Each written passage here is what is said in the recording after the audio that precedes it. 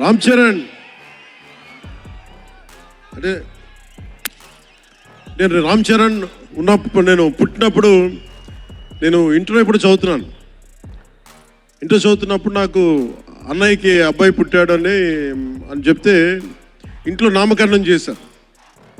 నామకరణం చేసినప్పుడు మా నాన్నగారు పెట్టిన పేరు, మా ఇంట్లో అందరికీ ఆంజనేయ స్వామి పేరు రావాలి, మా ఇంటి దైవం అని. రామ్ చరణ్కి రాముడి చరణాల దగ్గర ఉండేవాడు ఎవడో హనుమంతులు, ఆంజనేయ స్వామి. నిత్యం బలం ఉండి కూడా వినయ విధేయతలతో ఉండే వ్యక్తి ఆంజనేయ స్వామి. అంటే ఎంత ఎదిగినా, ఎంత శక్తిమంతుడైనా, అడిమాది అష్టసిద్ధులున్నా తన శక్తి తను తెలియకుండా ఎదిగే కొద్దీ ఒదిగుండే